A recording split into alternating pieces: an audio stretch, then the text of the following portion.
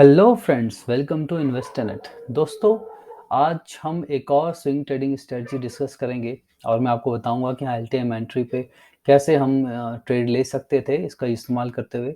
और आगे भी अगर आपको ऐसा सेटअप मिलता है तो आप बहुत आराम से एक हाई प्रोबेबिलिटी स्विंग ट्रेड ले सकते हैं। तो दोस्तों चलिए हम बिना टाइम वेस्ट किए डिस्कस करते हैं ये ट्रेड।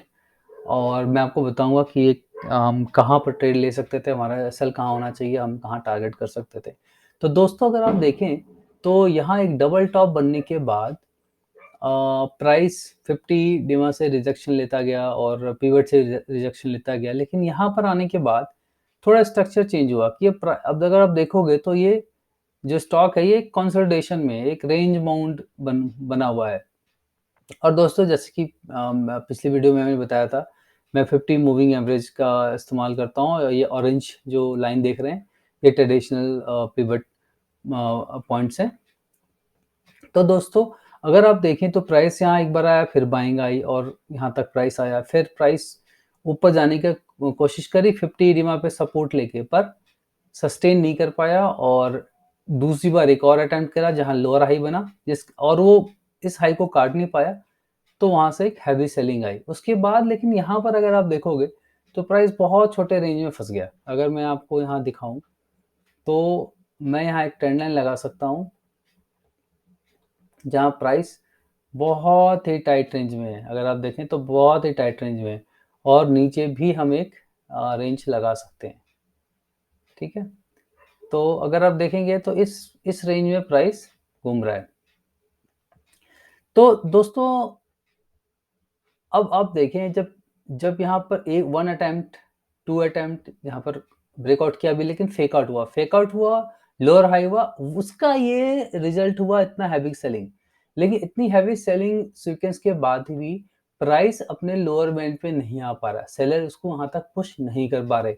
एक बार कोशिश किया, बाइंग आई, दूसरी बार कोशिश की, बाइंग आई, फिर तो तीसरी बार भी कोशिश की गई और आप देखोगे तो ये लोअर बाउंड से चिपक गया। तो कहीं ना कहीं इसका इस लोअर बाउंड से एकदम चिपक के रहना ये एक इंडिकेटर होता है ब्रेकआउट बिल्डअप का। तो कहीं ना कहीं एक यहाँ पर एक इंडिकेशन है कि हो सकता है यहाँ टूटेगा और यहाँ पर हम उसको वेट करेंगे ताकि हम इसमें एक ट्रेड ले सके। अगर मैं बाइंग के ट्रेड लूंगा तो यहाँ अगर प्राइस आता है, ग्रीन कैंडल बनते हैं, उससे कंफर्मेशन आता है तो मैं ट्रेड लूंगा। तो अभी मैं क्या कर रहा हूँ, अभी वॉच कर रहा हूँ, ठीक है? तो मेरा एक एक चीज तो क्लियर हो गया कि एक डाउन ट्रेंड में है और एक बहुत लंबा कंसोलिडेशन है। तो बहुत मैं डाउन साइड नहीं देख रहा है इसमें, क्योंकि बाइंग आ जा रही है, आ जा रही है। और इस बार एक बहुत अच्छा पॉजिटिव इंडिकेटर क्या है यहाँ पर कि सेलर्स पूरी जोर लगा के भी इस लोअर जो बाइंग जोन है, लोअर बाउंड्री जो बना रखा है मैंने, बाइंग जोन है, वहां तक प्राइस को नहीं ला पा रहे और उसके पहले ही कंसोलिडेशन में चला गया। अब देखिए ये जो इंडिकेशन दे रहा है, ये जो बिल्डअप हो रहा है, ये इंडिकेशन दे रहा है कि प्राइस जब भी यहाँ आता था बाइंग आ जाती थी, बाइंग आ, लेकिन इस बार ये नहीं ऊपर जा रहा, तो कहीं ना कहीं नेगेटिव एक बायस है यहाँ पर हम अभी हम ना लेंगे ना बेचेंगे, बिकॉज जैसा कि मैंने पहले भी कहा है कि हम अभी बीच में कुछ नहीं करेंगे, ठीक है? हम वेट करेंगे। तो दोस्तों हम आगे देखते हैं इसमें क्या हुआ।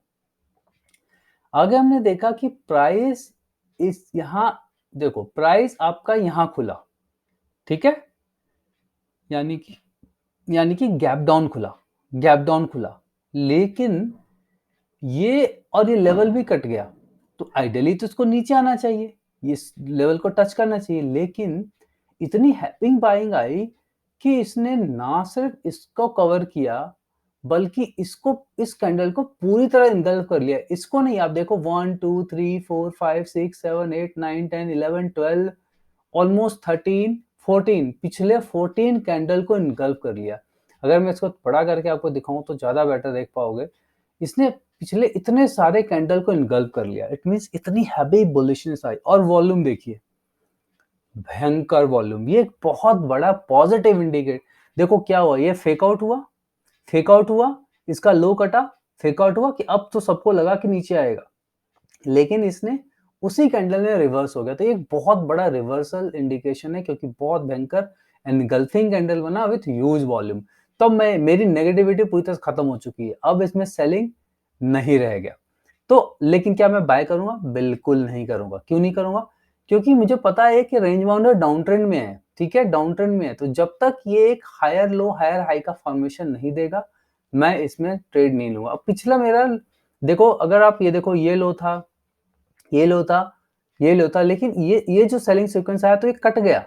तो अब आप देखो, जब तक ये लास्ट जो इसका स्विंग हाई है, जब तक ये लास्ट स्विंग हाई, देखो अगर मैं बोलूं, जब तक ये स्विंग हाई नहीं कटेगा, एक एक हायर हाई नहीं बनेगा।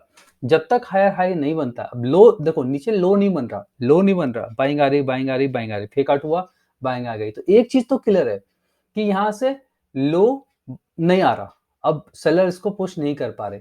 लेकिन जब तक ये ऊपर का रेंज नहीं कटेगा, यानी हायर हाई नहीं बनेगा, मैं इसमें ट्रेड नहीं लूंगा। तो मैं आगे देखते हैं हम इसमें क्या होता है। बट हमारा ट्रेड अब सेटअप डिफाइंड है।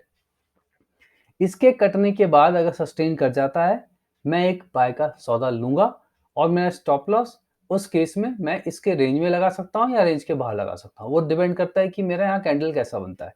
अब हम आगे चलते हैं। अब आप देखोगे तो इतना बड़ा बुलिश कैंडल, इतने बड़े वॉल्यूम के बाद एक और बहुत बड़े वॉल्यूम के साथ एक और बहुत अच्छा खासा बुलिश कैंडल बना। लेकिन दोस्तों, यहाँ एक चीज बहुत ट्रिकी है जो मैं आपको बताना चाहता हूँ कि ये बहुत अच्छा ब्रेकआउट था, ये बहुत अच्छा ब्रेकआउट था, और इस ब्रेकआउट में इसने इस लेवल से उस लेवल तक को 2 दिन में टच कर दिया, which is a very bullish, और वॉल्यूम पूरा सपोर्ट कर रहा है, और हमारा जो लास्ट स्विंग हाई है बहुत अच्छे से कट गया, ठीक है। पर दोस्तों, यहाँ पर हम आर्ली चार्ट पे भी जाएंगे और देखेंगे कि आर्ली चार्ट पे भी देखना बहुत जरूरी है। तो दोस्तों देखिए देखिए, आर्ली चार्ट पे यहाँ पर एक बार रन किया, 2 बार, 3 बार, 4 बार, ये जो हमने बड़ा बार देखा था, जो उसने फेक आउट किया था, ये वाला देखा था, ठीक है दोस्तों। तो अगर आप देखें तो 4th टाइम में इसने इसको ब्रेकआउट किया, अच्छा खासा यहाँ कैंडल क्लोज हुआ, इसके ऊपर ही बाइंग आई, ठीक है। तो आइडियली यहाँ पर मेरा एक बाय सिग्नल जनरेट होता है, क्योंकि यहाँ पर हुआ क्या, यहाँ एक बहुत इंपॉर्टेंट चीज हुई कि अगर आप देखें तो प्राइस प्राइस हमेशा यहाँ पर पिवट से रिजेक्शन ले रहा था, रिजेक्शन ले रहा था, ठीक है। यहाँ पर ये ऊपर नीचे 50 में और पिवट के ऊपर नीचे, यानी रेंज बाउंड का पूरा ये इंडिकेशन दे रहा था। यहाँ पर देखो तो इसने पिवट और 50 के ऊपर सपोर्ट लिया, दोनों को सपोर्ट लिया, और यहाँ पर रिटेस्ट किया, और यहाँ फिर से सपोर्ट लिया, ठीक है। तो दोस्तों, एक जब हमारा ये प्राइस ऊपर आया और यहाँ पर सस्टेन हुआ, ठीक है, तो हमारा बाय यहाँ सिग्नल जनरेट हुआ।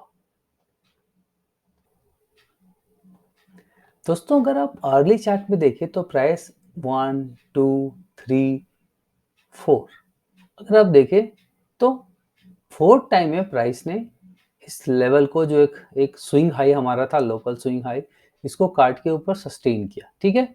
यहाँ अगर आप देखेंगे तो एक सस्टेन किया, उसके बाद फॉलोअप एक बाइंग भी आई।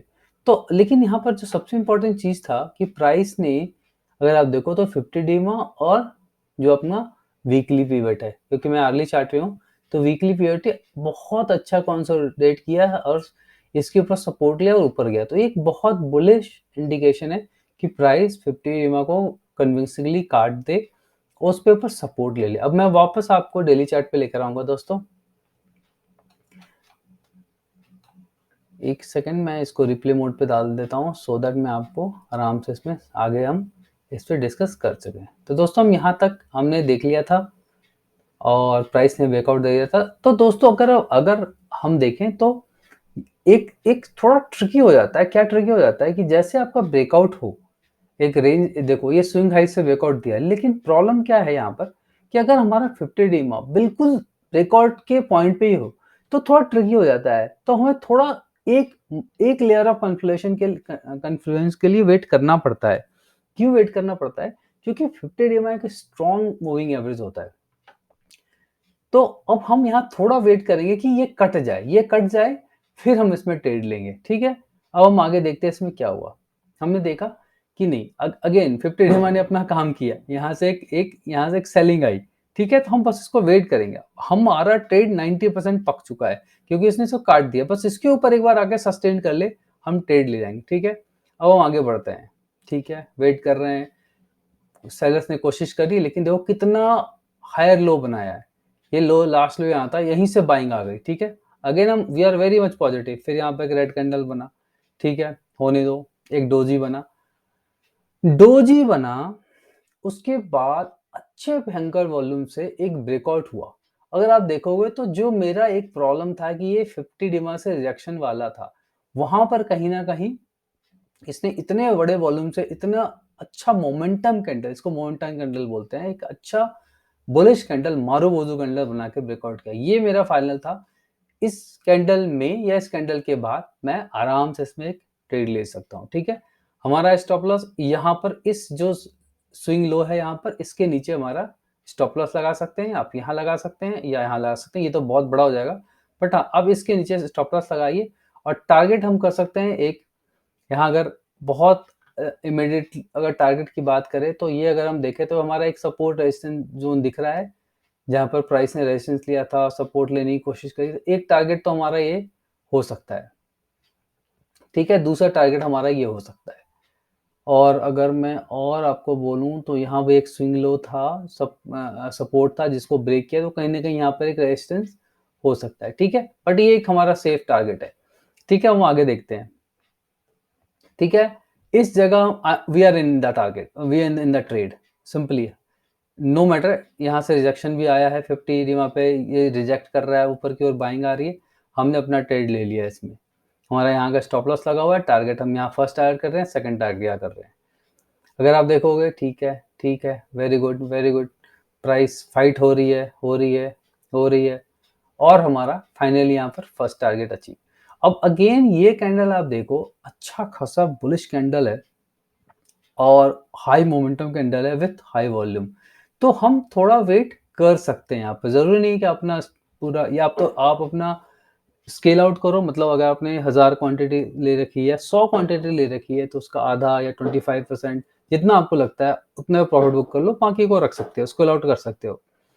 अब हम आगे देखते हैं। तो इतने हाई मोमेंटम कैंडल के बाद ये डिसेलरेशन होना है, again we call it deceleration. वो बेसिकली क्या होता है, एक हाई मोमेंटम के बाद छोटे-छोटे कैंडल बनने लगे और भी इनसाइड बार बन रही है। तो ये थोड़ा पॉजिटिव नहीं है, क्योंकि हमारे को इतने अच्छे कैंडल के बाद फॉलो बाइंग आनी चाहिए। तो थोड़ा मैं यहाँ पर कॉशियस हो जाऊँगा, क्या अब आगे क्या होने वाला है। अगेन अब यहाँ गैप डाउन के बाद थोड़ी बाइंग आई, पर मैं अब थोड़ा इसमें I am very much inclined कि मैं अपना इसमें प्रॉफिट बुक करूँ और बाहर निकलूँ। मे बी जब ये सस्टेन कर लेगा इस लेवल को, मैं री एंट्री कर लूँगा। ठीक है? ठीक है? अब ये जो कैंडल है मेरे लिए फाइनल सिग्नल है कि मेरे को इस ट्रेड से बाहर निकलना है। क्यों? क्योंकि यहाँ बायर ने एक और ज़ोर लगाई, लेकिन ये पिन बार बना है। अगर आप देखोगे तो ऑलमोस्ट पिन बार बना है और ये सेलिंग लोअर हाई बना है। ये हाई तक भी नहीं जा सका, यहीं से इसमें सेलिंग आ गई। तो आइडियली मैं इस कैंडल में निकलना चाहूँगा या निकल जाऊँगा। और अगर ये अगेन मैं कहाँ एंट्री बनाने की कोशिश करूँगा, मे बी या तो 50 डे वहाँ पे सपोर्ट ले ले या फिर अगला पिवट जो बने उस पे सपोर्ट ले ले, मैं अगेन ट्रेड लूँगा, क्योंकि स्ट्रक्चर बुलिश है इसमें। Higher low, higher high, higher low, higher high, higher low का फॉर्मेशन बन रहा है, ठीक है? तो फर्स्ट स्केल आउट कर सकता हूँ, मैं 50% बुक कर सकता हूँ, 60% बुक कर सकता हूँ और बाकी क्वांटिटी से बना सकता हूँ। पर हाँ, मैं इस लेवल पे आके मैं सिंस लोअर हाई बन रहा है, रिजेक्शन आ रहा है, या हाई को काट नहीं पा रहा। अगर आप देखोगे तो हाई बना, थोड़ा आया लेकिन कट गया और यहाँ तक गया, फिर थोड़ा आया सेलिंग, फिर कट गया। तो लेकिन यहाँ पर अब एक रेंज में फँस रहा है, ठीक है? तो again as a swing trader मैं इस रेंज का हिस्सा नहीं बनना चाहूँगा, ठीक है दोस्तों? और दोस्तों एक चीज़ और मैं बताऊँ, जो यहाँ पर ब्रेकआउट हुआ था, जो कि मैं हमेशा बोलता हूँ इंडिकेटर का यूज़ करना, तो अगेन आप देखोगे यहाँ पर इसने इसको ब्रेकआउट किया। इस पॉइंट पे इसने इसको ब्रेकआउट भी किया। तो एक और आरएसआई हमारा 55 के ऊपर है। अगेन मैं इसका सेटिंग में दिखा देता हूँ। ये 12 डेज़ का है और यहाँ पर आपका 55, 45 का है। अपर बैंड और ये लोअर बैंड। तो ये हमारा एक और इंडिकेटर था। तो मल्टीपल लेयर ऑफ कन्फ्लुएंस की जो बात करता हूँ मैं, वो यही करता हूँ। तो हमने 1 आवर चार्ट पे भी देखा कि वो पिवट पे 50 डे पे सपोर्ट ले रहा है, बहुत अच्छे से सपोर्ट ले रहा है।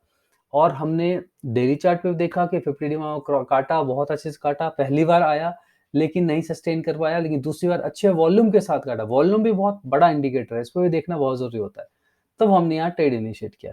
दोस्तों और एक चीज़ और माफ़ कीजिएगा, मैं इसमें मुझे आइडियली पहले एक्सप्लेन करना चाहिए था। एक चीज़ बहुत इम्पोर्टेंट है, जो ऑल्सो एक ट्रेड लेने के लिए जिसने एक बहुत अच्छा पॉजिटिव इंडिकेशन दिया, वो अगर आप देखेंगे तो ये लो, एक लो बना, ठीक है? एक ये लो बना, इससे लो बना, एक ये लो बना और एक ये लो बना। अगर आप देखें तो प्राइस लोअर लो बना रहा है, बहुत ही छोटा बना रहा है लेकिन बना रहा है। लेकिन आप वहीं पर अगर आप RSI देखें, देखिए RSI में कैसे डाइवर्जेंस है। ये देखिए, ये इसका लो और यहाँ देखो, यहाँ प्राइस क्या बना रहा है? लोअर लो बना रहा है, लोअर लो बना रहा है, लेकिन RSI क्या बना रहा है? हायर हाई बना रहा है। तो RSI में क्या है? डाइवर्जेंस है। RSI क्या बता रहा है कि ऑल्दो सेलर थोड़ा-थोड़ा पुश कर पा रहे हैं, लेकिन उनकी स्ट्रेंथ खत्म होती जा रही है। उनकी स्ट्रेंथ खत्म हो जा रही है, जो कि हमारा one more layer of Confluence है कि इसमें जो है बुलिशनेस आ रही है प्राइस में, और इसमें बायर्स स्ट्रेंथ गेन कर रहे हैं और सेलर्स वीक पड़ रहे हैं। तो दोस्तों, आई होप इस वीडियो से आपको कुछ सीखने को मिला होगा, और if you like my video please subscribe to my channel, and next video में हम फिर मिलेंगे। तब तक के लिए thanks for watching, thanks for your time, good bye.